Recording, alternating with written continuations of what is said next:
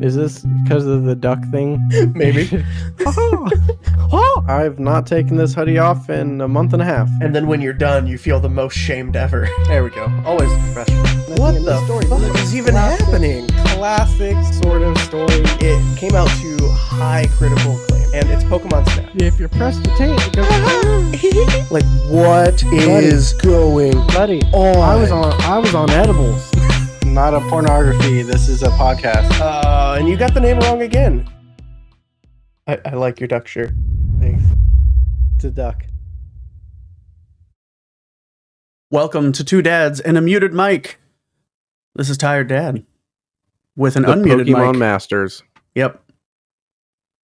Two Dads. We and are the very Pokemon. best. I want to be. Like many others have also been. Nuh-uh. Mm-mm. I am the Pokemon Master. Nobody else.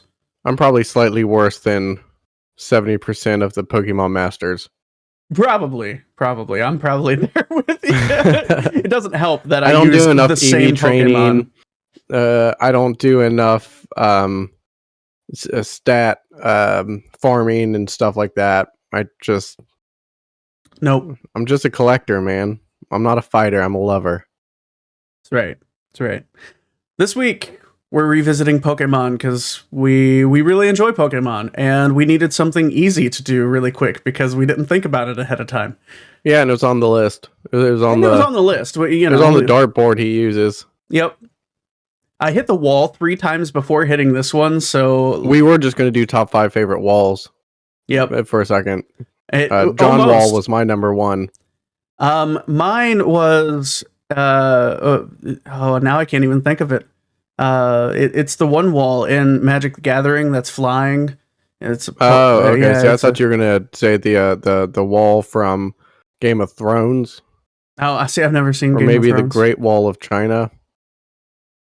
You know, maybe we really should do top 5 walls. We just pulled like 5 of them out of our ass already. Oh man! All right. Well, we are doing our own Pokemon League. We picked our favorite Pokemon gym badges from Gym 1 through Gym 8. Yeah. It was a unique way of thinking about it. So I really did. Yeah, it was less of, okay, this is just our favorite out of all 64 of them or whatever. And more of, okay, this is my favorite of all the Gym 1s. This is my favorite of all the Gym 2s. And so we make our own, like he said, 1 through 8 gyms, our own league. I'm going to call mine the Play-Doh League. Mine's going to be the Sleepy League. That doesn't sound like a region in the Pokemon world. The Sleepy region. What, Sleepopolis? You only use like Snorlaxes? Yep. That's all that's found in your region is Snorlax. The entire region. And what it was probably slack offs. Yeah, Snorlaxes slack off, Snorlax. Not even Munchlax. Like, they have to evolve before we let them pass the borders. Gengar's allowed in because he puts people to sleep. So, but anyway, is it you this week? Is it me this week? It is me. And I'm starting off. So I think we accidentally went about this the same way and just went on looks of the badge alone. And that was 100%. it. Because that's how I had started my list, and then you said you did the same thing. So mine is from Straighten City, and it is the Trio badge. The Trio badge, and guess what? From Black and Mine was White. 2. Mine was 2. Yes, it was the only cool looking one. It was the best really. looking of, like, Brock's is literally just a rock. You know, right? Boring as and shit. a lot of I feel bad for like the Gym 1s and Gym 2s because a lot of them they're just like, here's a fist because we're a fighting gym. Yeah, and it's a little boring. It's shallow. I like how in depth this badge was. You know, you flipped it to the side, it kind of looks like a bow tie, and all 3 of the gym leaders, Cillian, Chili, and Cress, have that bow tie, and it has all 3 colors of your primary starters. This isn't the first time we've talked about this gym, because it got brought up when we talked about our favorite gyms because of the uniqueness of the gym itself being a sort of a choice that you get to make when you get there. Yeah, like it, depending on what starter you have is what you start with. And yeah, I like this one. I also like that the badge is shiny. All the ones in black and white, they're shiny. Fair. Just, fair. Got that little bit of gold in there. So the next one that I chose, so we're going down to gym number 2. Gym number 2. And mine, I just deleted my page for it on accident. Well, so all I have is the name, which is the C Ruby. The C Ruby badge. Guess what, buddy? It's too. The same for you. Totally unplanned. Unplanned. Well, you know what? This is the only one we gave ourselves one like mulligan, one outside that we got of the main swap games. Out. Yeah, and we both decided the Orange Islands were the best way to go. They only have 6 gyms, but this is still a number 2. They only have 4. Oh, and then 4, they have right. A 5th was a trophy, so it wasn't a badge. So, So this one, it's the second gym. Which one was I thinking of that only had 6? Was that the Masters? That was the Masters game. The Masters, and that one had some pretty cool badges in it, but none that I liked more than the main series, per se. But the C Ruby badge, it's unique. It's like a clamshell with a jewel, which isn't a ruby. It has red on it, but the gem isn't a ruby. True. You get it on the naval island, obviously. Yep. It's one of the islands. Gym leader Danny. And what I liked about the Orange Islands is it wasn't just battle Pokemon. You had to do some crazy shit. With this one, in order to get the C Ruby badge on the Orange Islands, you had to climb a mountain without the aid of your Pokemon just to qualify to do further challenges. Then you have to choose a Pokemon. You and your Pokemon have to build a bobsled-like device and then race against Danny down the mountain. Like, there's no battling involved. Well, you know what? And this, I think, was a missed opportunity in the games, both of the releases of the games, that I think would have been rectified had they re-released Leaf Green and Fire Red on the Switch, where they could have done some DLCs for it. Where they could have released the Orange Islands. Yeah, the Orange Islands was something that was missed. It was something that fans of the anime I loved the Orange Islands. Hoping to see at some point, and we never did. Mm-hmm. And if I'm not mistaken, like, it's the first time that Ash actually won the league too. So, I mean, that's because he didn't have to battle Pokemon half the time. He did have to in order to get the winner's trophy. He had to battle 6 on 6. Fair enough. A true Pokemon battle. But all the gyms leading up to it, he didn't have to battle anything. Pretty much. All right.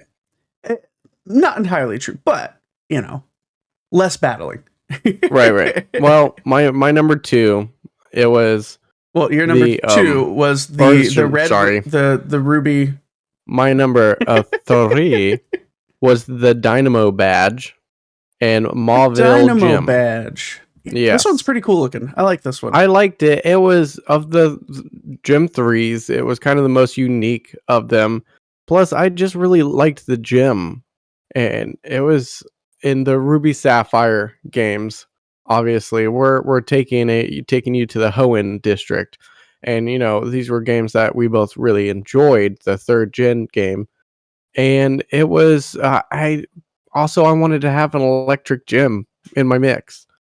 Like, I felt like that would be representative of you don't want to have multiple styles in the same league. That would just be redundant to a point. It wouldn't make it challenging at all. So I loved the way the badge looked. It was simple, but it was kind of sharp. It was a sharp looking badge, if I don't mind saying myself. Which I don't. It is a pretty solid badge. I do enjoy that one. And I went down a similar vein to you with the electric gym, but mine is the OG number 3. It's the Thunder Badge. Oh, no, I put the wrong image there. Okay, I'm changing it. So my number 3 is not an Electric Gym Badge. It's the Rumble Badge. Strike that. Rip. Let's start. Take 2. Start from the top. All right, so my number 3, I changed it up a little bit, and I went with the Rumble Badge. Nice. Yeah. So Rumble Badge. I don't remember what that looks like. This one's from Describe the Kalos region. It's 2 fists, but I liked this one better than all the other ones that are the fists. You just love being fisted with badges. Love it. No, I do enjoy this badge design more so than the other like fighting gym type badges. Yeah. You know, this one it kind of gives you this almost 3-dimensional. You have the obvious fist in the front, and then the other one's flipped backwards, so it looks like 2 are punching against each other. And again, it's shiny. I like shiny things, so I went with the shiny badge.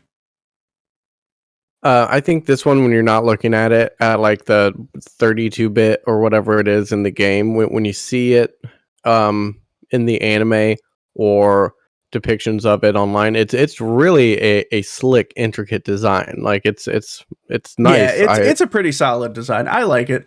And yeah, the gym that it comes from as well, you have Karina as the gym leader, and she's one of the first people you really come across that is like a Lucario master almost. So it's one of your first introductions to that character as a whole, and she gives you a Lucario with the Mega Stone in the game, so you get to Mega Evolve Lucario, and it's just has that kind of, you know, connection to the player. Like you get your first real Mega Stone and Mega Evolution and everything. We know really I cool. love Lucario. It was my favorite out of that series, or series before. Yep. Was it that series? Yeah. Whatever. Yeah. I love Lucario. Lucario has been around cool for a little while, but this was your like first real like Mega Evolution introduction. So right.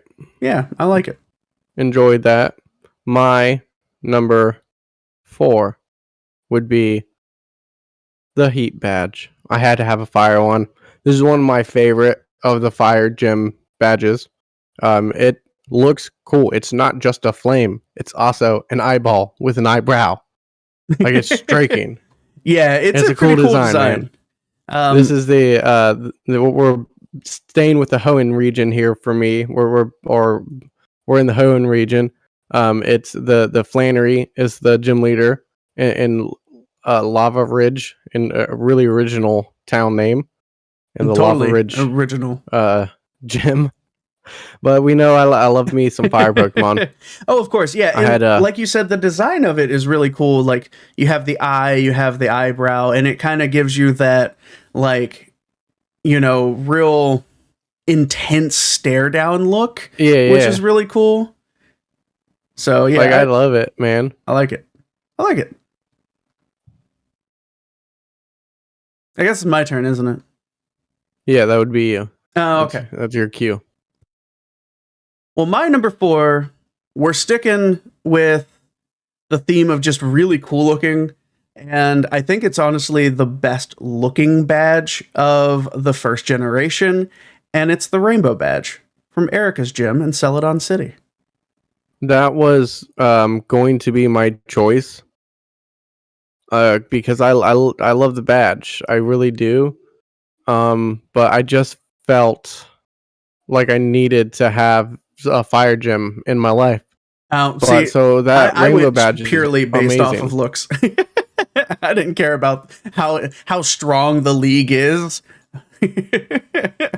Well, for me, like, I love the way the Rainbow Badge looks, but when you compare it to that Heat Badge is just striking. But the coolest thing about the Rainbow Badge is every badge in that league has a color, and the Rainbow Badge represents each one of those colors in order. It does. I do believe. Close to. I don't. Is it close? I mean, no, not really, but I'm trying to help you out here a little bit. Hey, you know what? I thought I'd say it. I'd throw shit against the wall, see if it sticks. No, I like this one. Erica as a gym leader was like I was a saying, fun gym. It's got each gym in the region has a color, and this badge represents all the colors in the region. Mm-hmm. Like I was saying, very emphatically. I didn't say anything else, but I didn't give any other details, but that specific piece of information. Yep, totally. And this is a badge too that is a bit different than the anime counterpart of it. So in the games, it's this rainbow around, this like colorless square. So you have kind of each type of Pokemon represented on the badge, but in the anime, it's a different design than what this one is, and I like this one so much better. And yeah, I mean that's really it. It's just a cool. You have the full rainbow around and the representation. So I guess we're on to number 5 already. That one was a really tough choice for me to make. That one was tough. There were so many great badges for the 4 4th and 5, like 4 on, you've got a much better selection to choose from. Yes, they start getting much more intricate. The beginning badges were very plain, and some of them extremely so, because you literally aggressively plain. I think you could say. Yes, they were like the basic badge for black and white. It is as basic as you can freaking get. It was aggressively basic. Yeah, they were just thrusting the basicness at you. The knuckle badge, which is the much more inferior fist badge. It's literally like, it looks more like a cannon that a kid drew than it does a fist. I don't know, man. Yeah. I don't know, but we're on to number 5. So. Mine's the relic badge, and you should already know it's because of the looks. 100%. I think it is super cool. Like, I really do. I do like this one. I think this is probably the best one out of the Sinnoh League. Right. Out of all 8 of them. Yeah. It's a poison type gym, if I'm not mistaken, right? It is. Does she use Ghost? That's right. But they can all poison, most of the ghost Pokemons have a curse or some sort of thing that poisons. That's right. So this one was a ghost type gym. And this is obviously, I love the Drifloon. This has a not a Drifloon, but it's evolution. I forget the name of the evolution. Like above the blimp ghost. Yep. Whatever. Above the gym. And it was really cool to have this just fierce ghost type gym. And they had so many more. It wasn't just like Gaslight and Haunter anymore. You had the Drifloon, you had the Mischievous, Mismagius, Grievous, yeah. Like they'd expanded the world so far from here, and Fantina was not the trickiest to beat, but none of them are by the time you get there. Yeah, you know what you're dealing with. Yeah, but I think like. Simple. It's a very simple design too on this one, but it works so well. The ghost Pokemon now are so much more challenging than they were back in the day. Like back when they first developed these ideas, they've added so much depth to this shit. Oh yeah, yeah. I like that. My number 5, I actually did go with an electric type this time, and it's purely based off of the design of the badge. Has nothing to do with I'm glad you chose this one. The gym leader too. Because honestly, the gym leader's annoying as hell, especially in the anime. But it's the voltage badge. I really liked the design of the voltage badge. It is one of the best looking. And it looks like a chunk of cheese with some electricity coming out of it, and I love cheese and electricity. No, it looks like you could probably kill somebody, like stab them to death with this badge. It does. It's very sharp around all the edges. You might be able to murder somebody. that was the other badge that I was kind of toying with when I was trying to decide, and Yeah. it's super cool. Yeah, I had my list done before you sent me what yours was to get all the images and stuff up. And I don't know. I when I saw this was one of the potentials on there, I understood exactly why. And like I said, I dislike Clement, especially in the anime. You know, most people do. Most people do. He makes me so mad in the anime. Just he's so annoying. So annoying. But his badge is one of the coolest of, well, in my opinion, the best of the Gem 5 badges. Yeah, it's not fair. Why did annoying people get to have such nice things? I know. Like you, it's your turn. Like me, my number would be 5. Number 6. Number 6. Right, we just did 5.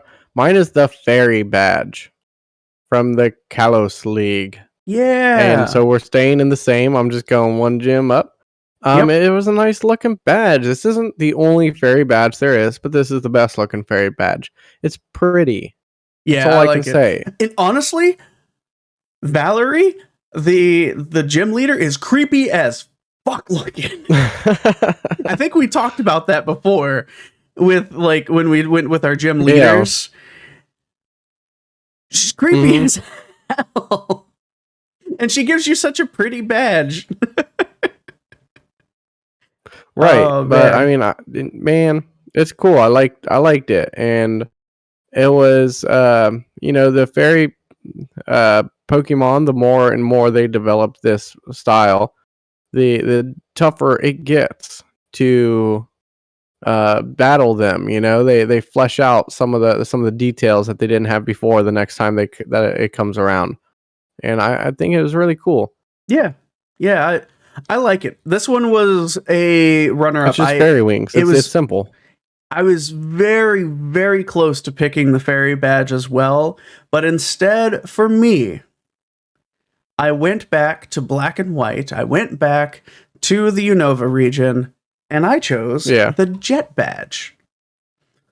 So this one was tough, and I like the jet badge. It's very cool. A lot. It was one of the ones that conflicted with me, and it's, for me, the reason why I love the jet badge is the intricacy of the design, sort of. Yeah, like if you flip it more on its side, it's a bird with like a cloud trail behind it. If you flip it upright, it looks like a very like stylized feather. So it looks like somebody riding with a quill feather.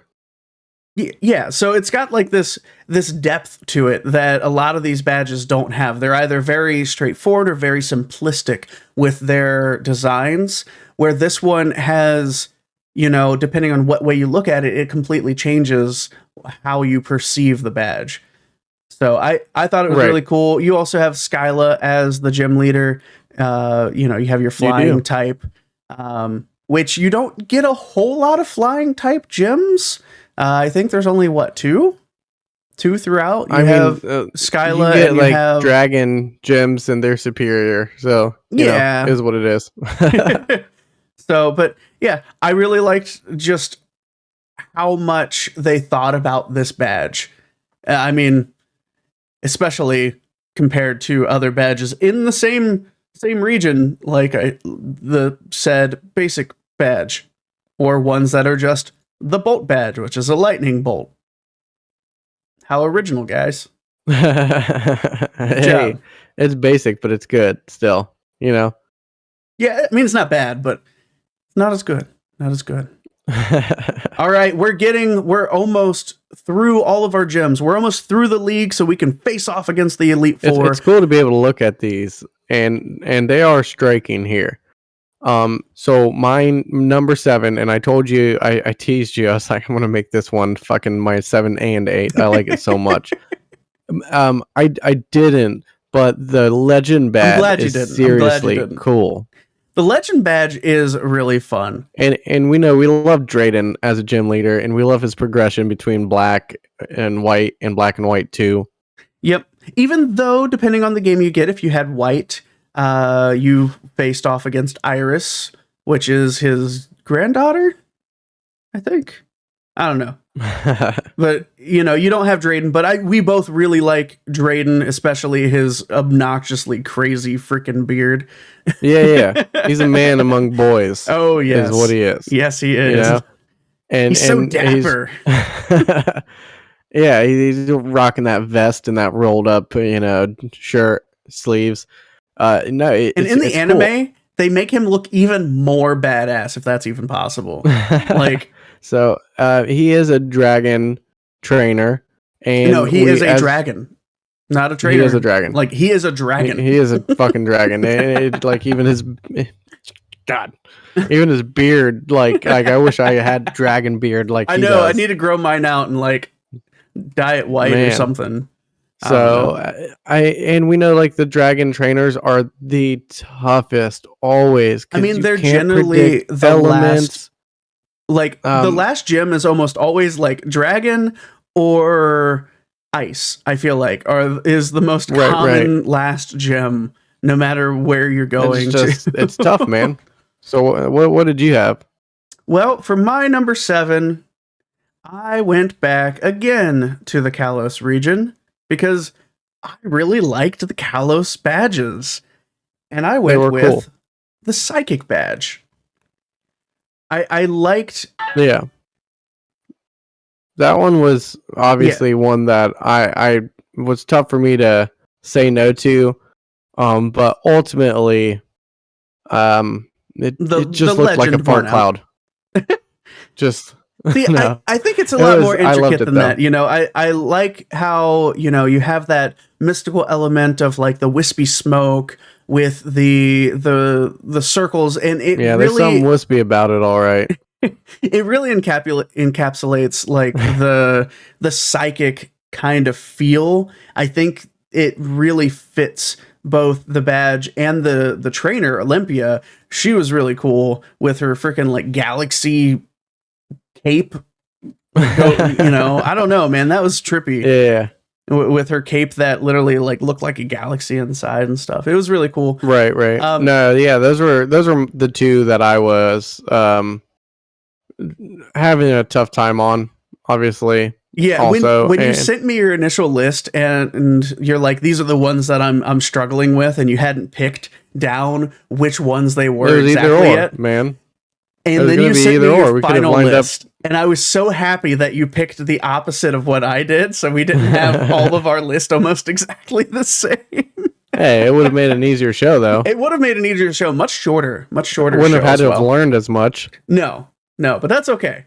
That's okay. In the meantime, though, we have one gym left in order to face off against the Elite Four. What gym badge is your final gym badge?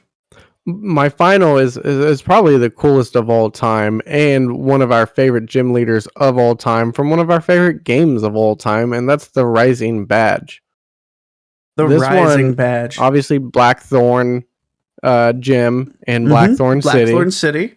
You have Johto League. Claire. You have yet another dragon type gym. I mean, why wouldn't you go back-to-back dragons? In a league, if you're gonna put the hurting on somebody, that's how you do it. Yeah, that's how it make really a tough league right there. Just all dragon gyms, 1 through 8. Yeah, Claire was a really fun fight. She's a really fierce, awesome character, a fierce competitor. I mean, both times around. It also, I will say, in the original Gold, Silver, and Crystal, how she pretty much, it was just Dragonair, Kingdra, completely just throw you for a loop. You're expecting Dragonite, and she throws out a Kingdra. Wait, what? The fuck did we just do here? But later on, of course, in Heart Gold, Soul Silver, she was much more fleshed out, especially the rematch. Tough. Gyarados, Dragonair, Charizard, Aerodactyl, Kingdra, and Dragonite. She eventually gets the Drudigon, shiny Drudigon in Black and White too. You get those when you do the Dragon type tournament and stuff in Black and White too. And so there's some really cool stuff with her, and I I like the badge. It's not my favorite. I didn't pick it. Well, but you have poor taste. We know that already. Look at the way you're dressed. Rude. This is rude. I'm taking shots tonight. But I do like it. It's a very simplistic. All of Generation 2, those badges were very simplistic, but this was definitely the best of all of them. With the, it's a dragon. Yeah, it's a dragon. It's a dragon's head. That's now, about for me, you chose the one. My final gem. I went back to the OG. I went back. We're in Viridian City, facing off against Giovanni. Man, and we're getting the Earth badge. Really? Yes. So really? This one's for a couple reasons, and one of the really cool things that kind of solidified the Earth badge for me over the others, because there were a couple. There's some really good 8th gym badges. Like, for example, the Rising badge that you just mentioned, and then you had, the Legend badge, of course, which could have been for Ice. The Iceberg badge was actually pretty cool with the mountain inside of the snowflake. I really enjoyed all of those. But what brought me back to the Earth badge was some of the more in-depth meaning behind it.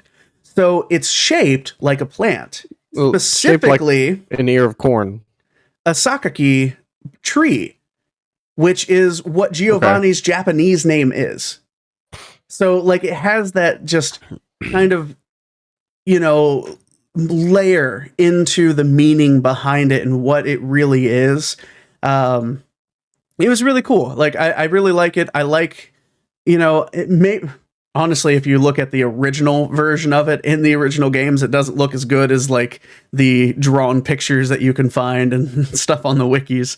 So maybe that kind of skewed me as well, seeing the like high definition versions of it. But there's also the nostalgia factor. It's the 8th gym. It was Giovanni. That reveal when the leader of Team Rocket is the 8th gym leader. There's that little bit of kind of is that legal? Is that legal? Yeah, like, wait a second. How did nobody coming know from inside this? the house? Yeah, no. It was and that is like one of the biggest like plot holes of all fucking time. How did nobody know that? Like, this is like Palpatine, like where you can clearly tell who he is, but the difference is like Palpatine hid. Giovanni never really hid. I don't know. He's like just out in the middle, just out there where everybody can see him. He's like a gym Clark leader. Kent, he just changed his shirt, and they're like, he puts on a fedora, and everybody forgets it's him. And I will say too, again, getting into that nostalgia factor. With the 2nd generation, with the Johto League, Blue, your biggest rival of the original games, is the gym leader for Viridian City. So that is the 16th badge you get. That's the last one you get. So it's kind of a double whammy. That gives you a lot of motivation to beat the shit out of him, because you're like, I've been whipping on this dude all fucking game, and he's the gym leader. They didn't even ask me. Like, how rude is that? So that's kind of... You have that double nostalgia factor. You get the Earth badge not only from Giovanni with this big twist, but you also get it from his grandson, right? I think it's his grandson. And in the 2nd generation, which is our favorite games, Pokemon games. So like it kind of double layers there, and that's why I ended up going with the Earth badge. I liked it. That's cool. It looks stupid, but hey, I love your reasoning behind it though. I mean, it depends on the depiction that you get of it. If you look at certain wikis, it has the super stylized with extra leaves, and it almost looks like a gym. Yeah, you justify it as much as you need to, pal. No, that's cool. Or depending on other depictions, it looks like a green leaf. I think if you look at our 2 gyms together, or our 2 leagues together, and see who would win, I would have you beat the majority of the time based on Pokemon strength and gym leader, but that last one, you'd probably beat me there. Yeah, probably. More likely. like Giovanni would kick the shit out of Claire. As strong as she is, as good of a gym leader as she becomes, um, the Pokemon they give them, especially in Soul Silver, and Yeah, with Blue getting oh my his gosh, team is that's obnoxious. nasty. It is. And Soul So Silver we'll end and it Heart there. Like, Gold. you beat me at the end, so I do what I can, man. I do what I can. well, that's it. If you have a favorite gym badge, or if you have a league of your own, Yeah, what would your league be? Like, what order would that be? Let us know. Reach out to us on Facebook, Twitter at 2dep2020, Instagram. You can email us at 2dep2020@gmail.com. Simply comment on the YouTube videos. You can do that too. And if you want to help, I was just going to say I found my emerald today. Dude, the classic nice for the DS. So I'm not gonna go buy new versions of Pearl and the other one. What was the Pearl and I don't even remember. Yeah, Diamond and Pearl. See, I am getting. I believe it's Pearl, but I mean, I'm a sucker for the Pokemon games. I really am. Right. Those graphics look sweet though. They are. So, but yeah, let us know. And of course, you can always help support our podcast on our Patreon. And then, next time on Two Dads and a Podcast, we are getting to the topic. No. This is my turf. Step off. I just can't hear it anymore. Why can't I hear it anymore? I played it. You couldn't hear it? Well, I know, but I used to come through, and now it's not coming through again. What's going on? Is it the new? Is it your new? No. Did you hear the intro? No, I didn't hear the intro either. Through myself. No.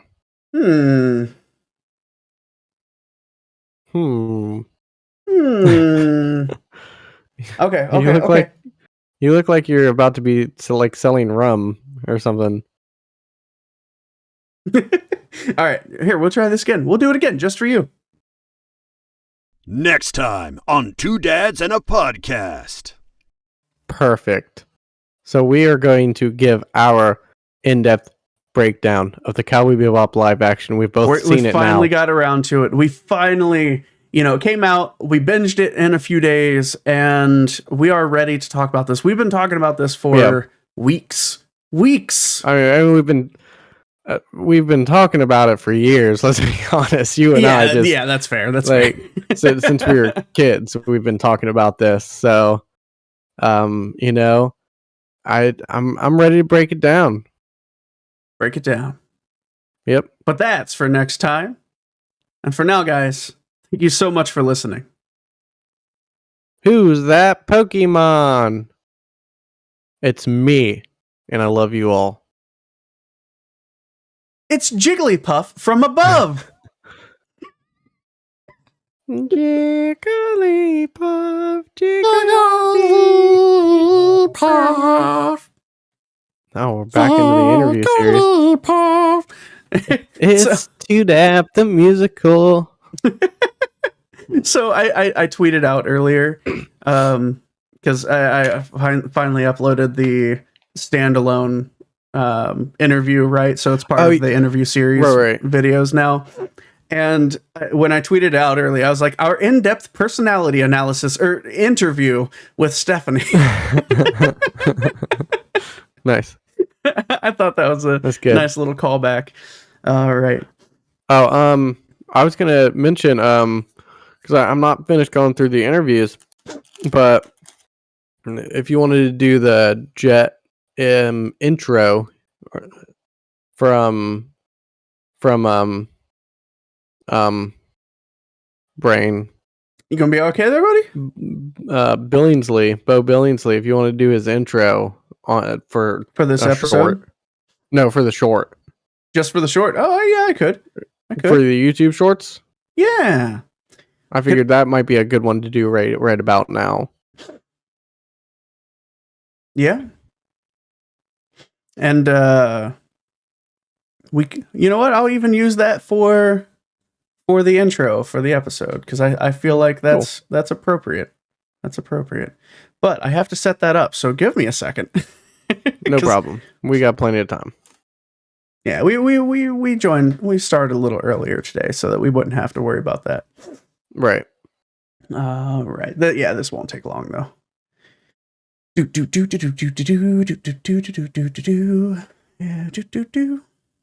All right, so that's there. Let's soundboard this up. Bo, select a sound. Bo Billingsley. And let's get ready to record the second episode. 3, 2, 1, let's jam. You know I have to go. Like, I can't not do that. Every time, that's like the OSU fan OHIO. That's the Cowboy Bebop version. 3, 2, 1, let's jam. That's how you know in a crowd. That's how you know in a crowd who's a Cowboy Bebop fan. That's right. That's how you pick them out.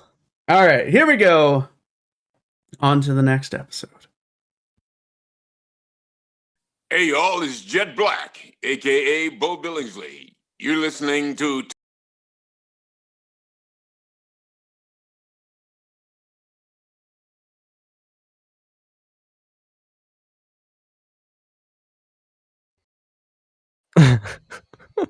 Hey, y'all, it's Jet Black, a.k.a. Bo Billingsley.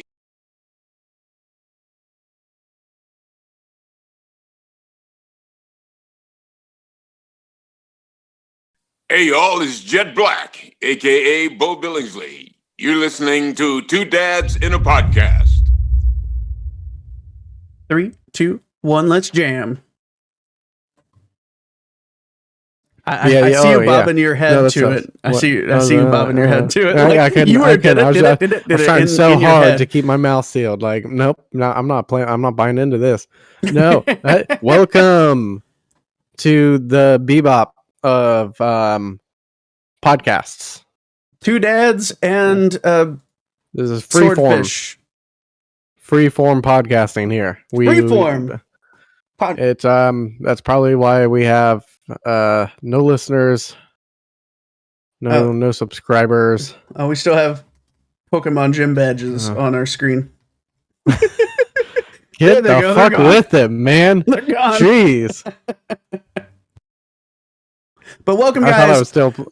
we finally hit the moment where we're going to discuss the live action series. Now, you and I went about this a little different, how we watched it. I very much wanted to be as alone as possible.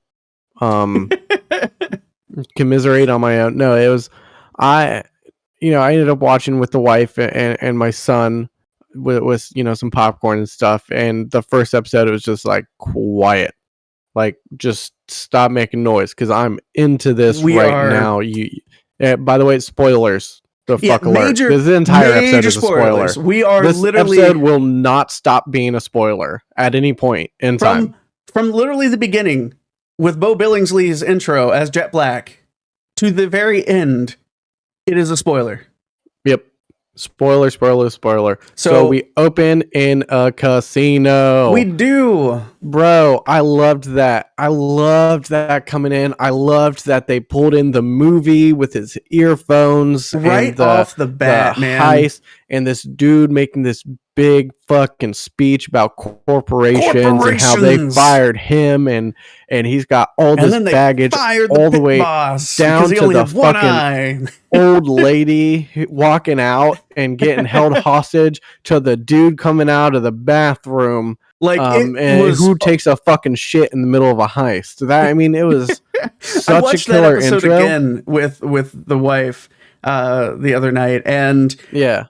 I liked it just as much the second time. The first episode, and especially the intro, it was great. They did a really good job. And we'll talk about the rest of the episode, but the whole episode, I feel like this first one sets up the series exactly the way episode 1 of the anime did. It really set up the series for what you should expect. all the And way throughout. You get your pregnant woman, you get your red eye. You have Asimov, you have Katarina. You get the pink view through his eyes, just like you did in the anime, and the sort of like chaotic moving around because he's on this very sharp, extreme like upper, crazy, like back angles and changing up, and just it was intense. Starting right off the bat with the casino heist, and then right after that, you get a little bit of dynamic between Jet Black and Spike that you didn't. It gave a little bit more to their character dynamic. I feel like, with them not necessarily being on Tijuana in Tijuana already. Yeah, they weren't TJ already. They, I did like. Part of the I did like sort of thing in the heist. I didn't really like the big gun that because they're like the destroyer. Yeah, I don't mind introductions of new things, but they made it sound like such a bad thing, and then it didn't show up at all. But I did love that when they blasted a hole through the side of the spaceship, it sucked the vacuum, the fuck everything out there. When the body hit space, it froze immediately. Like it was very smart and intelligent.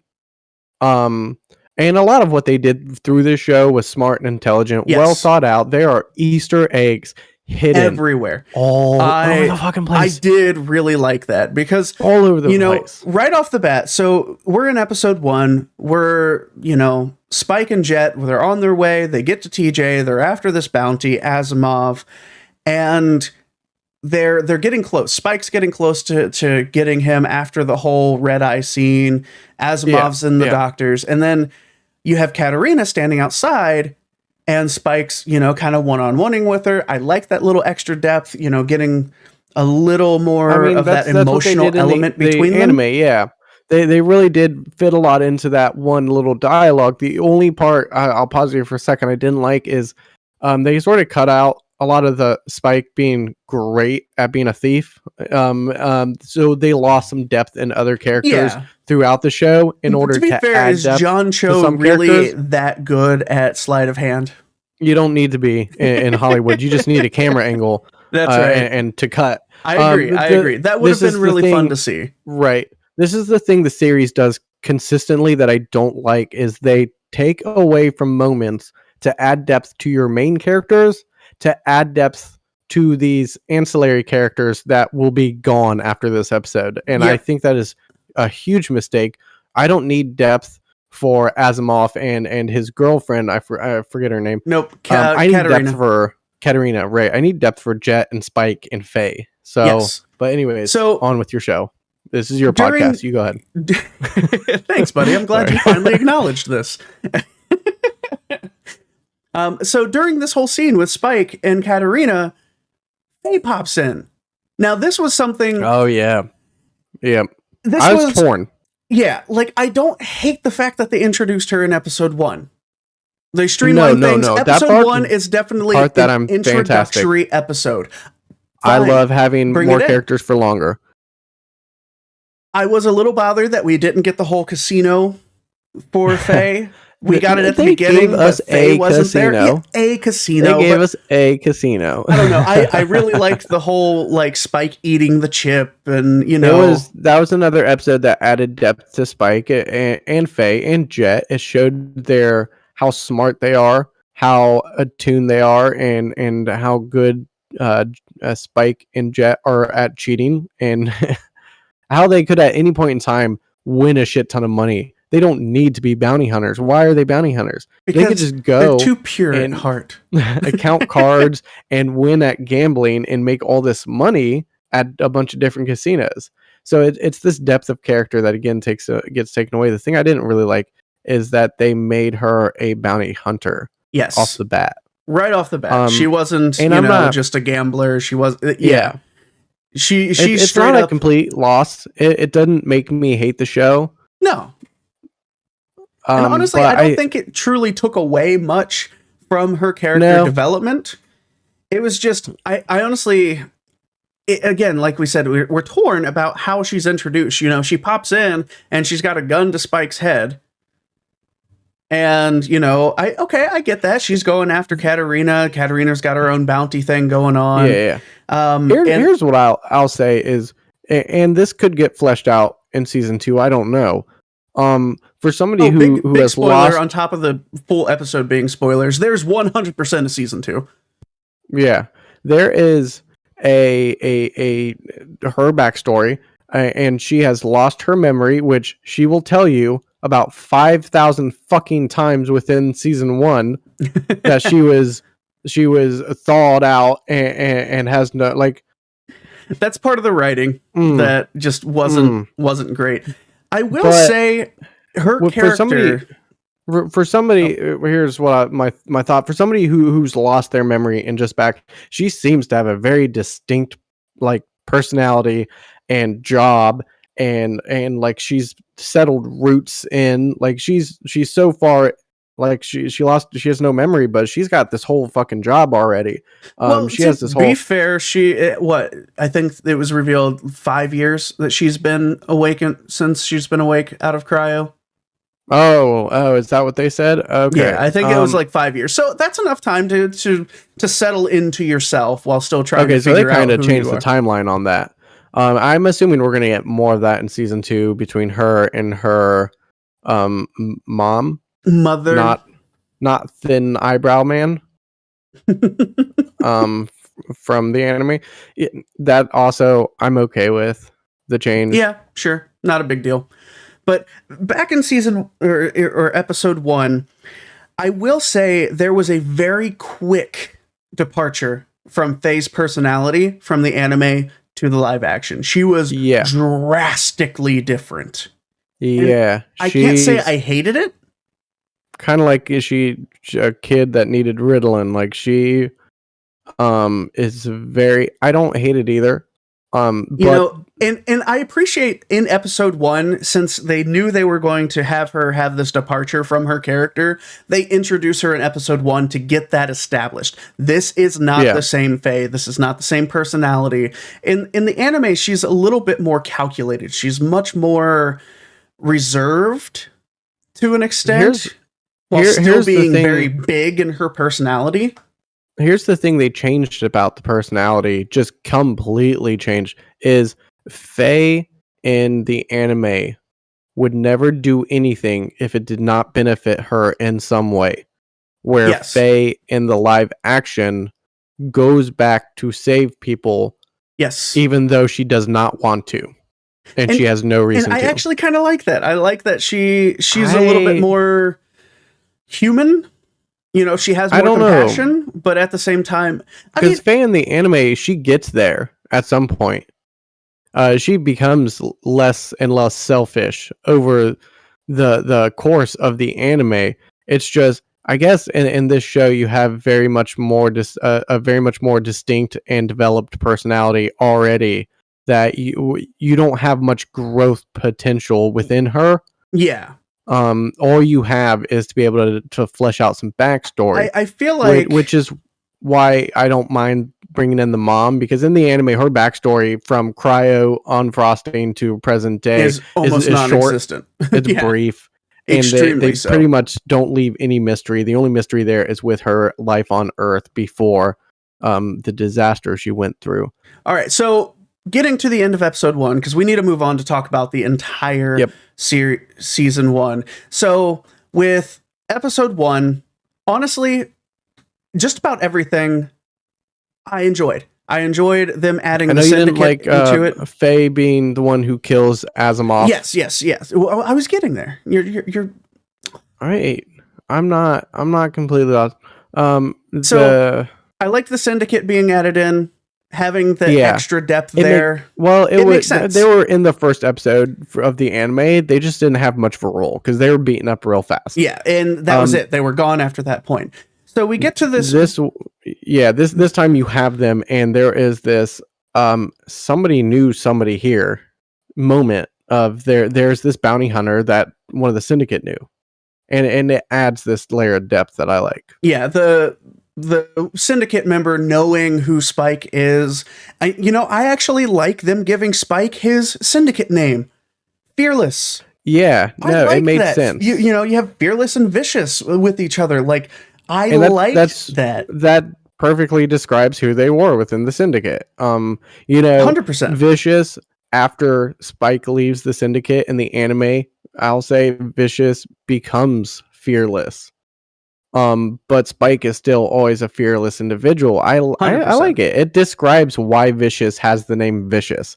Like, it tells you why he has that name. Yes, it adds that little bit of extra into it. So, like you even said, though in the anime that is his actual name, you know, that's the name he had in the army, back on Titan and all that. It's not just a code name. But in this, they're code names, and I'm cool with that.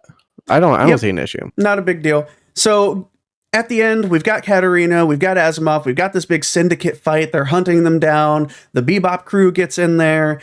And, you know, like you said, I did not like Faye being the one to kill Asimov.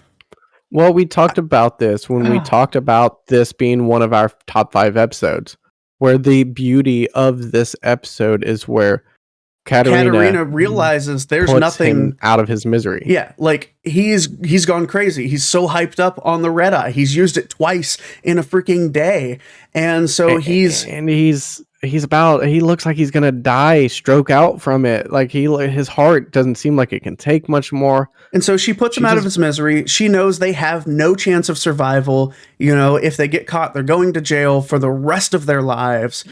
And so she puts him out. Yeah, the poetic part is like in the show, she commits suicide by cop. In the anime, she also commits suicide by cop, but she doesn't let him die that way. She does that.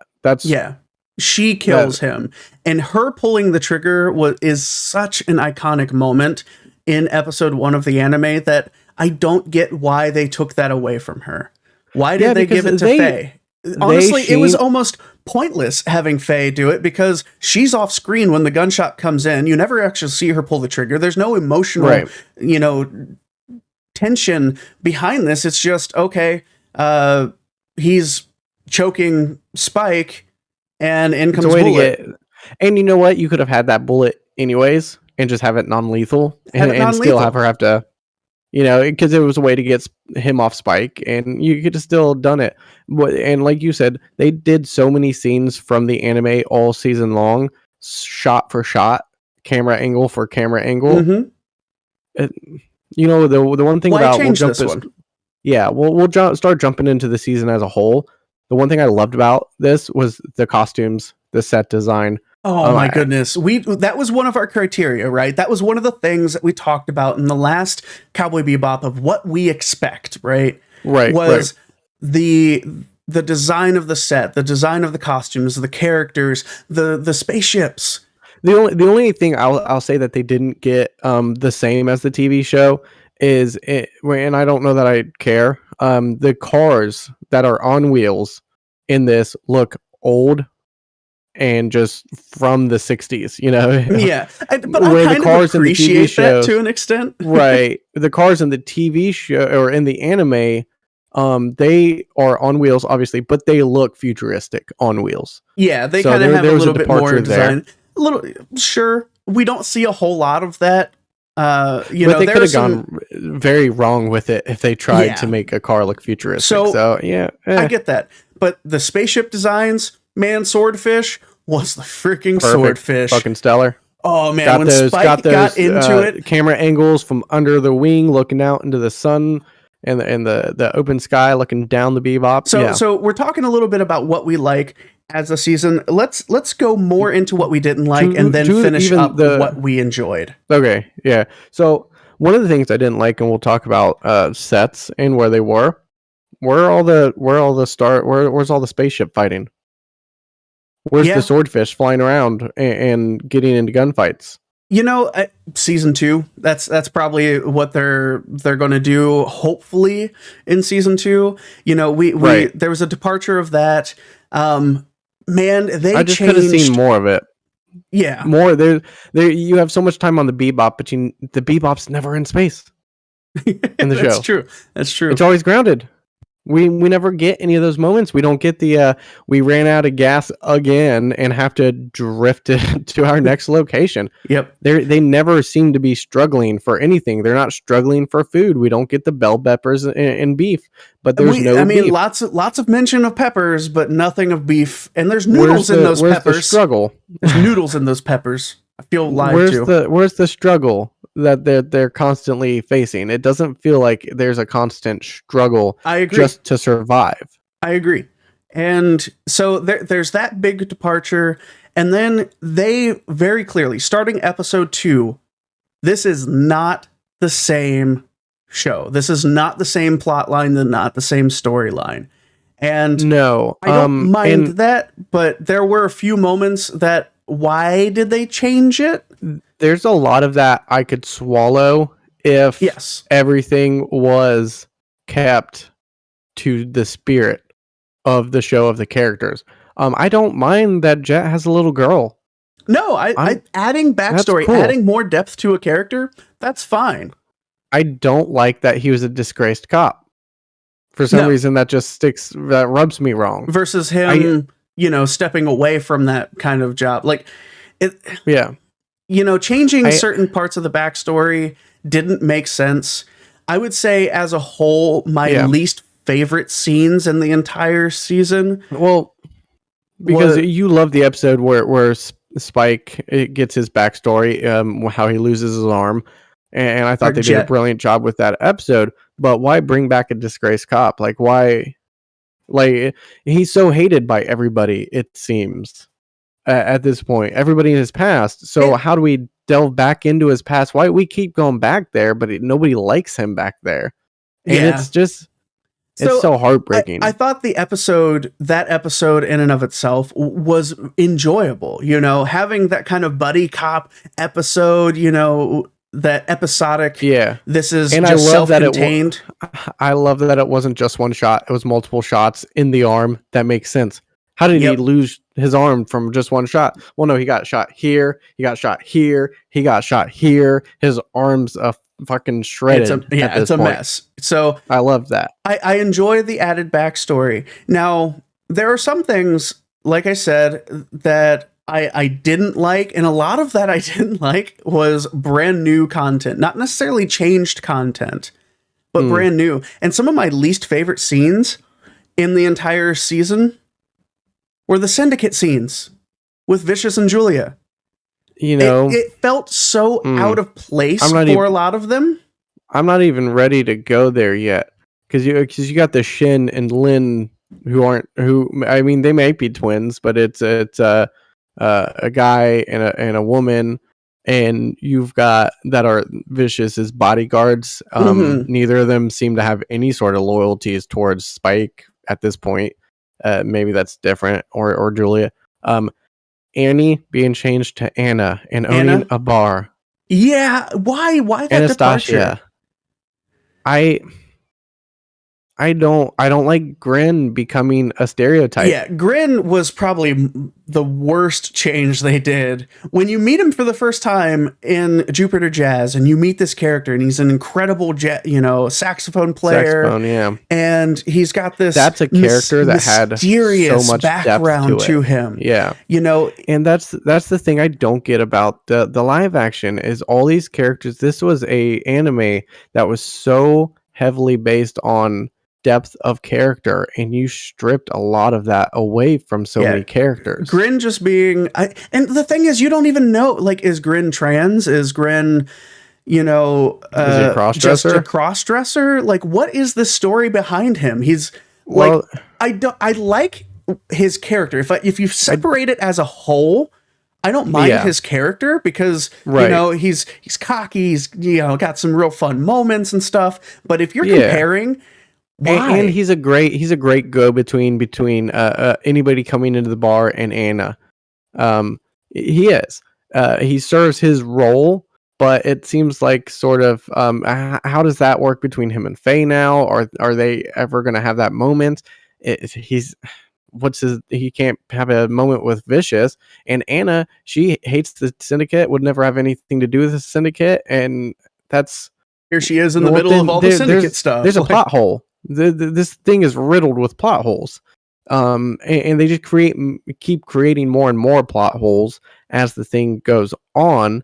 And Vicious is such a bitch. so He's let's such a little. we'll talk I'm little gonna bit settle more down in depth. and let you Yes. talk. So the Syndicate portions of the episodes, it almost feels like they tried to put two different shows into a single episode. Yes. My gosh, that is what it is. When the That is- Syndicate portions pop in, when you see them, when they do this whole Vicious and Julia thing, when all this stuff, you have this very upbeat, silly, kind of episodic, honestly, it feels more like Cowboy Bebop. It feels like the anime with the Bebop crew and what's going on with them. They do a good job blending multiple episodes into single episodes. Yep. I'm fine with that. They needed to, sure. We knew it would be coming. Vicious and Julia come onto the screen, and it's like you're watching a soap opera. Oh my gosh, I tweeted that out. I'm like, they took my space opera and made it a soap opera. Into a soap opera, yeah. And I don't get why it needed to be that way, and we talked about this, how they brought some of the past into the present, with the storyline where Julia is married to Vicious, Which, here's the thing.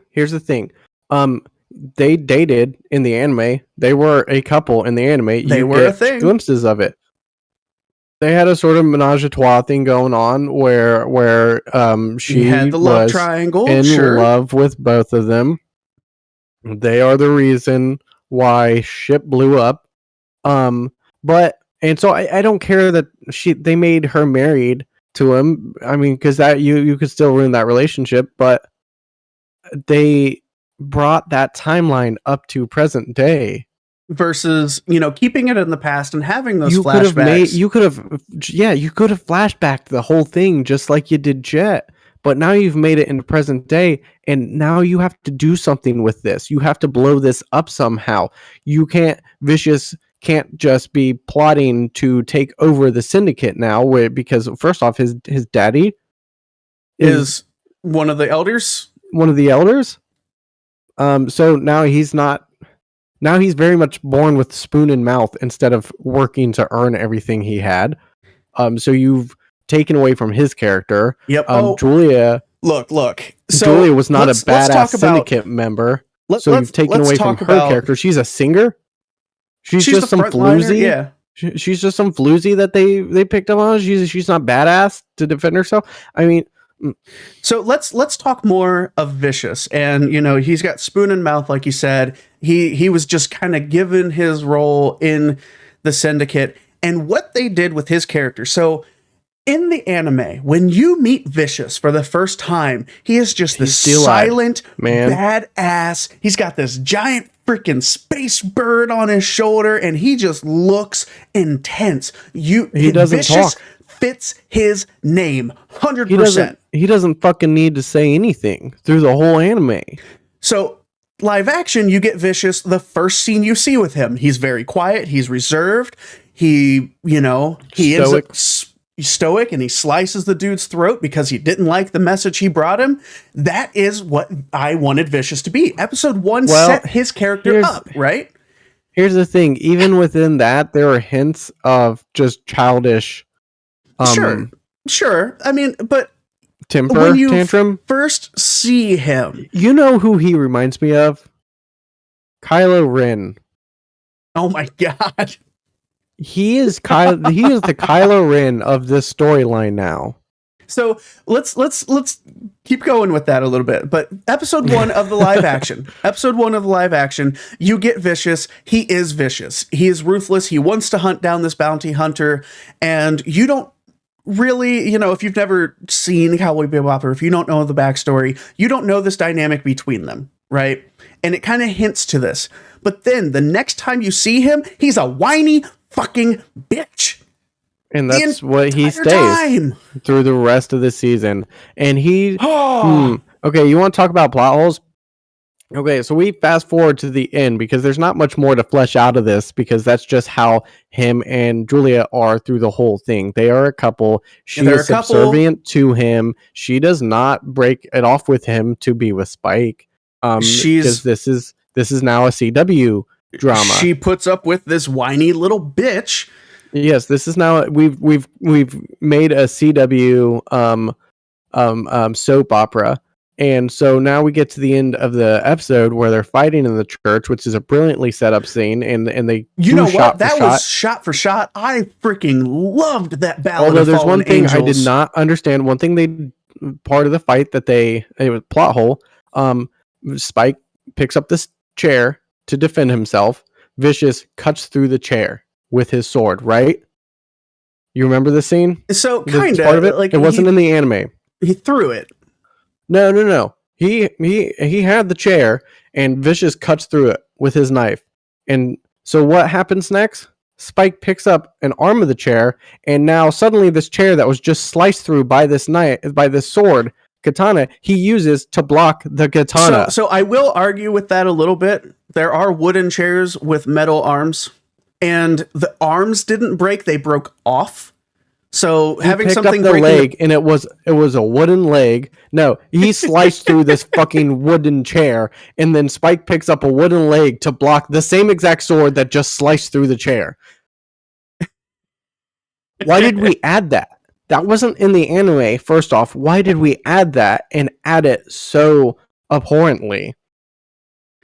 And Yeah. then I had the who same sh- feeling, but I tried to justify it. Like, okay, the chair didn't actually like get sliced in half. It was one of those things like it I had got to rewind. broken. I had to up. rewind. I was like, did that just happen? Did we just do this? I did So- have the same thought. But okay, sure. Who shoots him out of the window? Oh my god. Tired? Okay. Oh, Ballad of Fallen Angels. We get this badass scene in the anime where they're fighting, and at the end, Spike gets this grenade and he throws it out and it explodes and it knocks him out the window. But no, we have to stick with this stupid soap opera shit. I'm sorry, I'm getting very passionate about this.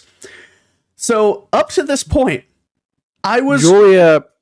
no, Up to no, this no. point, Julia is a victim who can't defend herself and only loves Vicious and slightly acknowledges that Spike exists. Well, and she only loves Vicious because she believes, and we get this little bit of backstory, she only loves Vicious because she believes that Spike has been dead for 3 years. And so Right, she's like, and this is what I have to settle with. You know, and sure, I get that. There's this victim, there's this thing going on. And then No, at the end, this made me so mad. But It why made me does she? so mad? Why didn't they? Spike is through this whole They time. didn't have to do any of this. No. Spike, this whole time, you get these scenes where he is so infatuated with Julia that he would literally do anything for her. Are you about He to will point never out one of the other forget- plot holes? One of the other giant plot holes you could drive a Mack truck through? You could drive one of the Heavy Metal Queen's space trucks through? I was so disappointed we didn't get the Heavy Metal Queen. So, Season 2, bud. Season 2. yes, I'm hoping. All right. Here, continue. I'm too Why did- overwhelmed right now. So she makes Vicious, who just had this badass fight with Spike. This defenseless woman makes him her bitch, and then shoots Spike out the window.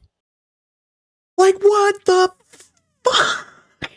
Which I learned that whole church set, because they were in New Zealand shooting, Ooh, nice. filming, and they didn't have any cathedrals like this in New Zealand. They built that church themselves for the scene. I mean, when you got the It money, was right? beautifully constructed. The stained glass window was great.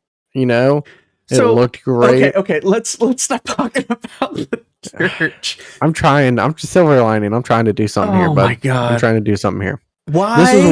This is why all Why? throughout I never gave you an opinion. Why? This episode is why I never gave you my opinion about the show. All Because the way the only up thing to I could have this said point, was it was great till the end. all the way to this point, I was. I mean, for it wasn't great. It It wasn't great, but I wasn't could great, swallow it.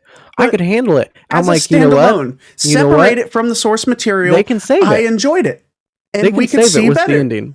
But Julia shoots Spike and wants to take over the syndicate, and now she's the villain? Now, here's my thing. Separate it from its source material. I didn't like it. It was like a CW drama. I mean, yeah, the quality of the shot was good. The quality of the set was good. The writing was horrible, and it felt like the characters were juvenile. There wasn't a whole lot of depth through any of it, and it was a CW drama. It wasn't my style.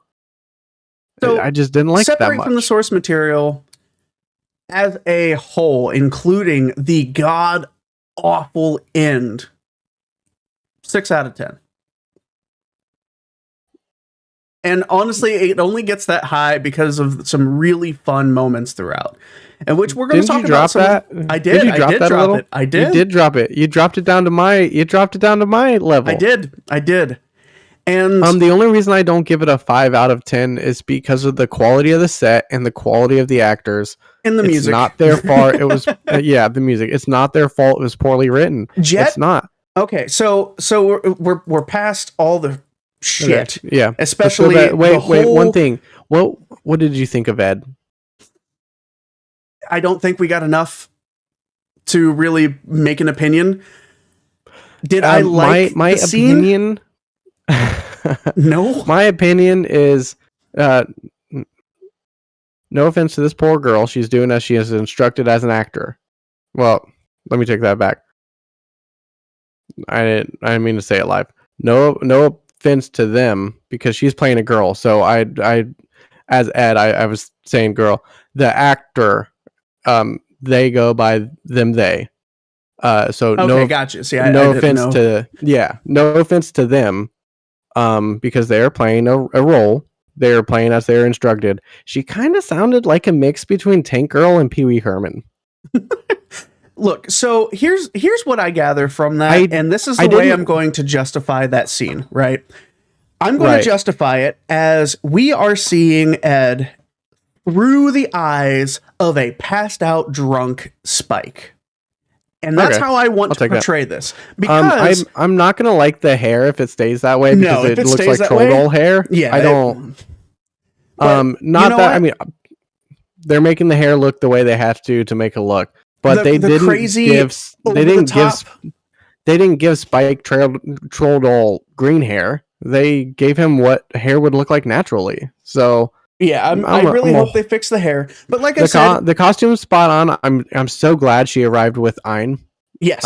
That made so much sense. The whole leaving Ein on the side of the fucking road and flying away in the middle of the season kind of pissed me off.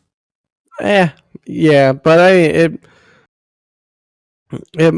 my thing was we knew Ein could not be a big part of this show. Dogs and television do not mix very well. Yep. So sure, you could only do so much. So, but they did a great job bringing it back with Ein. So let's go through the good. So through the good. Number 1, my favorite part, Mustafa as Jet.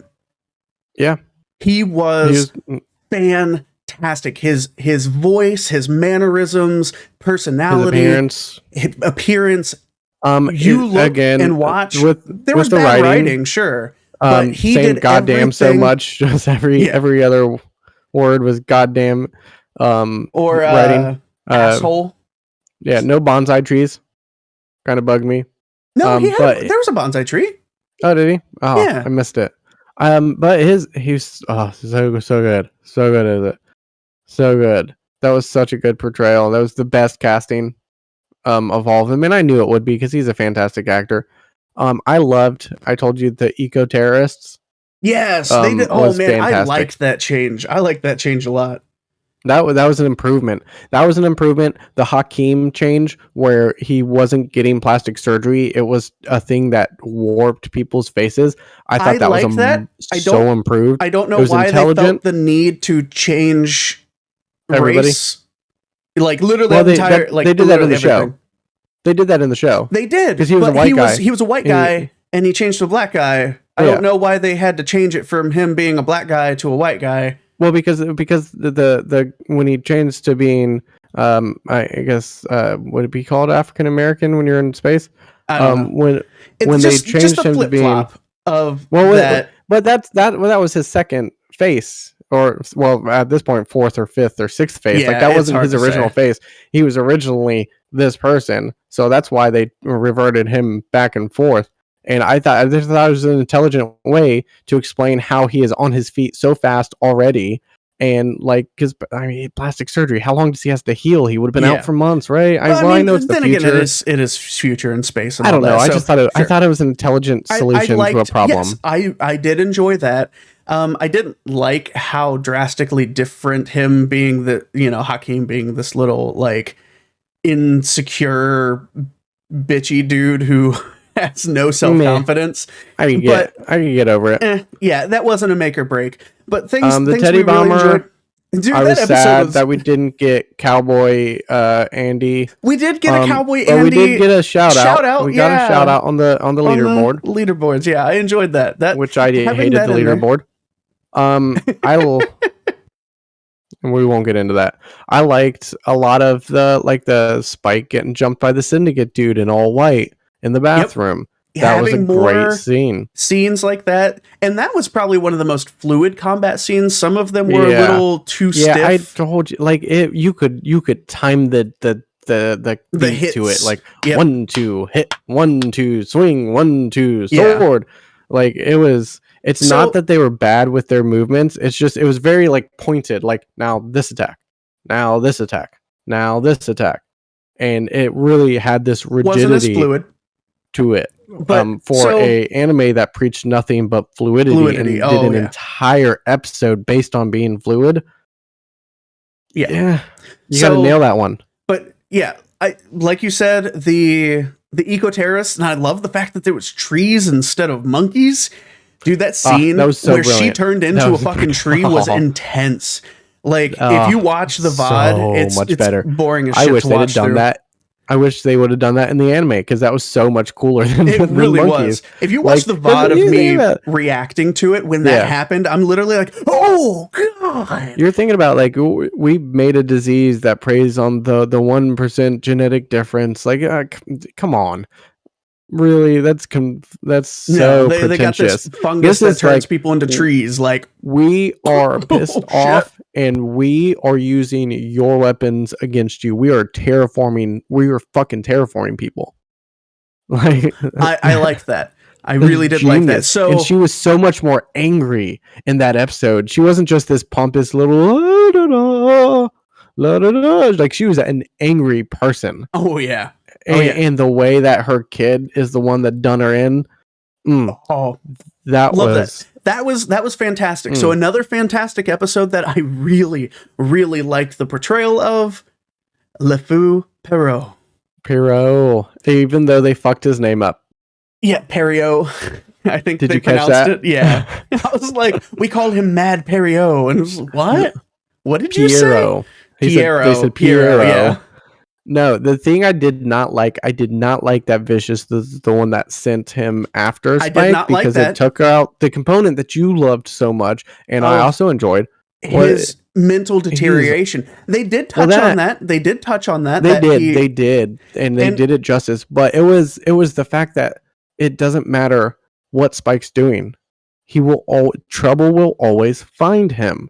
Yes, he literally did nothing, and then this found him, and now you have this angsty little bitch boy releasing him. That'll learn. If Vicious's character wasn't written so poorly, I would not have minded that he was sent after Spike. No. And if they wrote it as Spike doing nothing and then coming in, but oh my god, the casting for Mad Perot.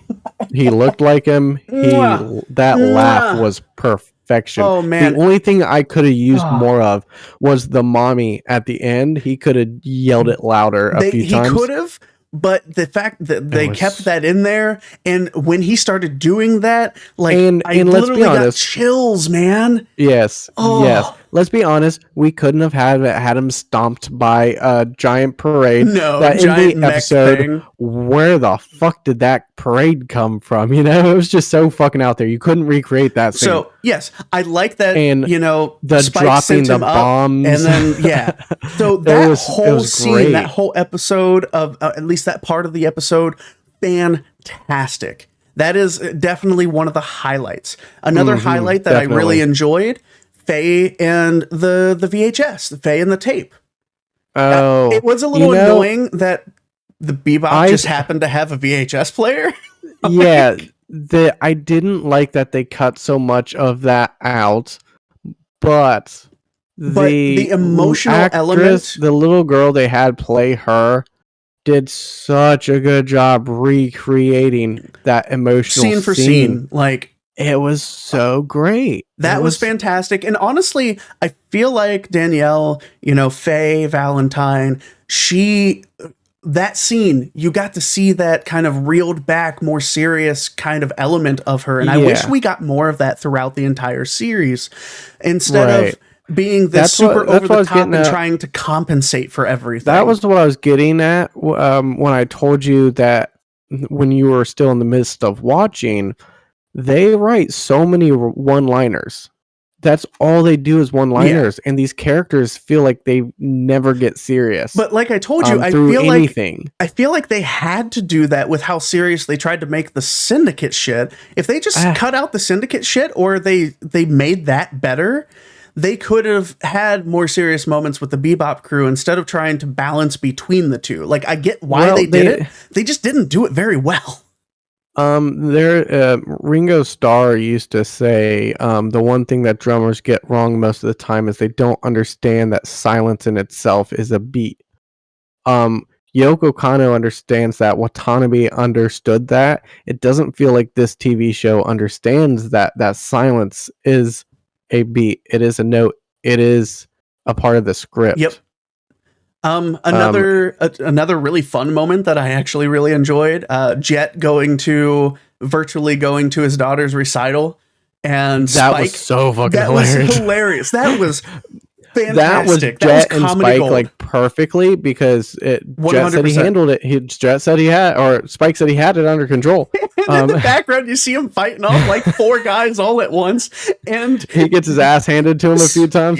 Jet's in the middle of this just random store, waving, and the store, the merchants waving back, confused as hell. Yeah, no, I loved that scene. I loved that scene.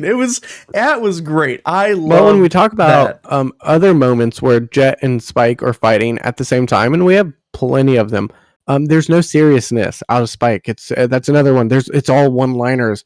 And you watch the anime, Spike is constantly yelling at Jet for not helping him the right way, and Jet is constantly yelling at Spike for not listening to him.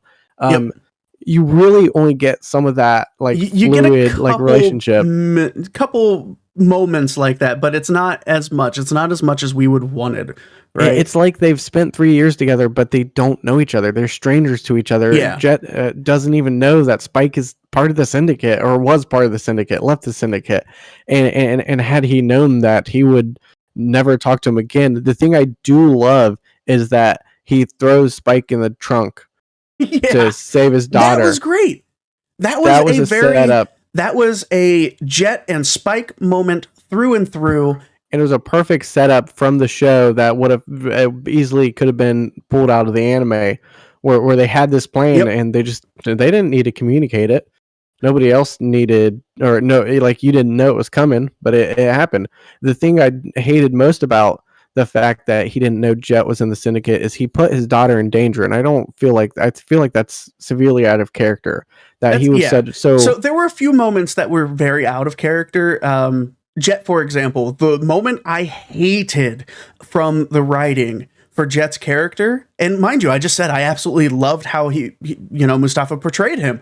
He was fantastic. But the writing, when Jet says to Spike, "If I ever see you again, I will kill you," that is so out of character for Jet that I physically revolted from that. Like, he would have just sent him away. He would have just, "I never want to see you again." That made me so angry, because that is not their dynamic whatsoever. That is not who Jet is. So That's not really his dynamic with many people at all. like honestly, almost no one he would be that way towards. He's a cop. He was a good cop. He was one of the best. He's one of the only good ones that didn't die young. Yep. Like his partner said, you either die young or you join the syndicate. That's it. So there were some great moments. There were some really bad moments, and most of it because of the writing. And so this leads us up to, what do we want to see out of season 2? Yeah, so you gave it a 6 out of 10. I give it a 5 out of 10. I might be able to be, if they slipped me $20, I'd bump it back up to a 6. But we are it's where it's right at. there in the middle. Like it's not great. It's not the worst thing I've seen. It's a poorly written, well produced show. Yes. So what I want out of season 2, I want better writing. Flesh out these characters better. Yeah, it's tough. Yeah, go. I want to see the dynamic between the characters get better. Of course, and this is the Bebop crew. They join. I don't get the whole breaking up of the Fellowship halfway in. They didn't break up the Fellowship until the very end of the original series. So breaking up the Fellowship this early is a little weird. So they got to bring them back. They got to keep them together. I need them to stay together until episode 19. Honestly, episode 9 of season 2. And here's the thing. Is you've confused the timeline so much, but clearly they're trying to stick with a overall arching timeline, which is we are now through the end of Ballad of Fallen Angels. What do you get when you do? What happens when you get to Jupiter Jazz? You've already stuck Grin in a corner. You've painted him in a role that does not sustain that episode. You have taken the timeline from episode 1 to 26 and you squeezed it, not just from squeezed the it, past but rearranged forward and from the future back. What are you going to do? We got with Mad this? Perot in the first half. Brain Scratch you already had, which the Brain Scratch episode was okay. I thought it was decent. It wasn't as good as the anime. No. Yeah. So what do? Is this now Julius the bad guy? Is that what we're doing now? I really hope that that's not the case, that something is going on, or that they switch that around. I think it's too far gone. I want to see Ed. I want to see Ed properly portrayed. Here's what I want to see. I want to see no more Vicious and Julia for the rest of the fucking... I don't want to see Anna. I don't want to see Grin. I don't want to see none of them. I want a departure from the Bebop.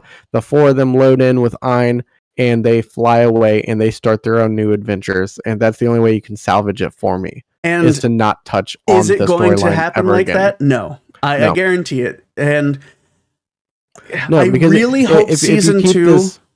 If you keep the storyline going on, it is just more melodrama, CW, soap opera bullshit that I'm not interested in. Yeah. And I just really want to see Ein, Spike, Faye, Ed just tripping on mushrooms. Yes. Jet. We need Mushroom Samba. I need Mushroom Samba in there. So I would love to see a rivalry fuck the rivalry between Faye and Spike, because in the anime it wasn't much of a rivalry as it was just them being somewhat in love with each other but not hating each other at the same time.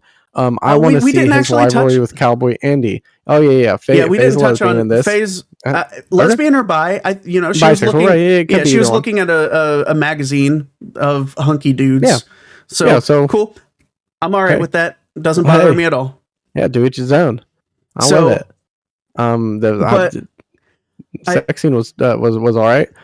So I will say the whole dick measuring contest between Spike and Faye was a little weird and unnecessary. I hated the scoreboard. I hated that they even cared.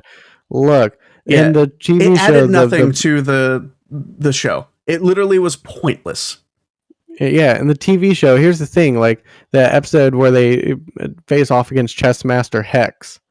They cared so little about the bounty that they didn't even ask for money at the end of the episode. They just asked them to stop chasing after this old man who was senile because Ed liked to play chess with him. That's how little they give a fuck about these bounties half the time. Yep. So, but anyway, getting back to what we expect from season 2.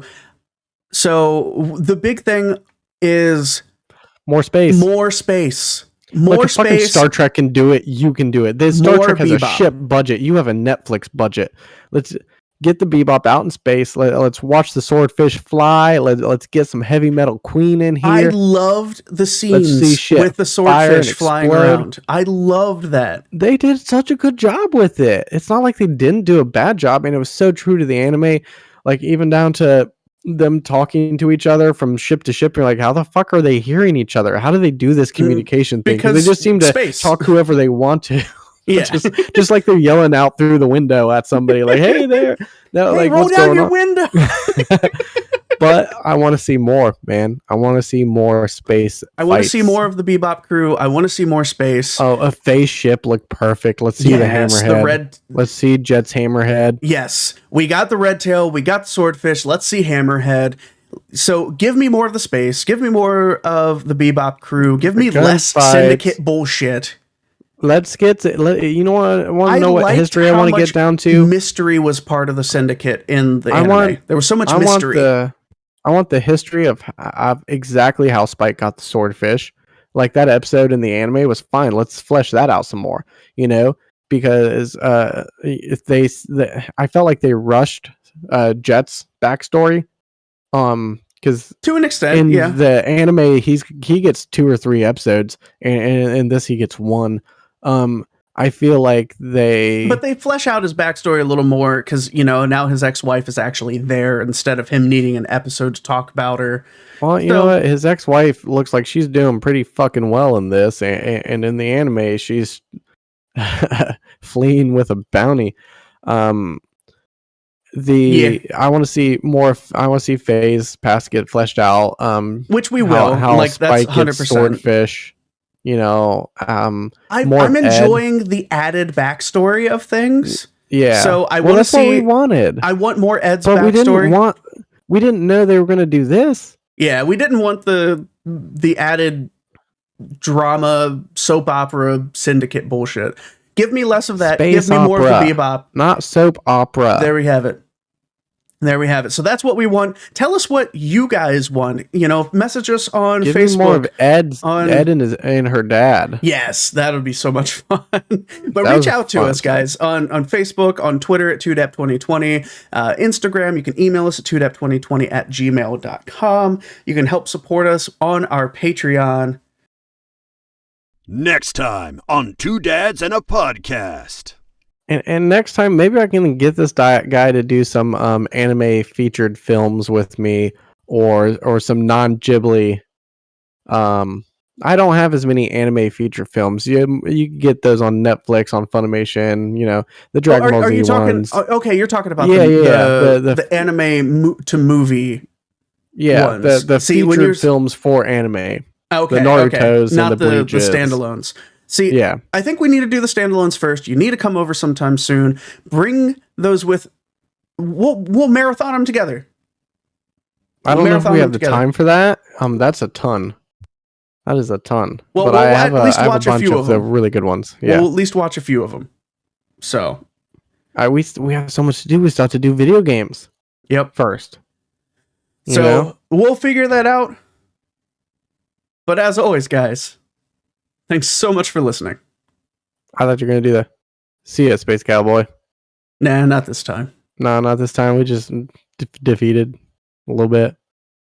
I did see they did you're going to carry that weight, but not on the last episode. Yeah. Did you notice that? But it had the, it was like a teaser. The last quote that they had was about Ed. Why? You know what episode I want is the pudding one, the space alien, the fridge. Yes. Ganymede rock lobster. Okay, anyways, we love you all. Yeah. Yep. All right, I gotta go. All right, dude. I gotta go drive to work. Love you. See ya. Talk to you later, bub. Yes, sir. All right, and that's going to do it for me right now as well. I don't know that I'll be back playing games tonight. Namely because got to get ready for a big Thanksgiving tomorrow. But I will be back this weekend. That was a lot of fun. So, but all right, guys. Thanks for hanging out. Make sure you like, subscribe, comment, all that kind of stuff, YouTube stuff. I'll catch you guys later. See ya.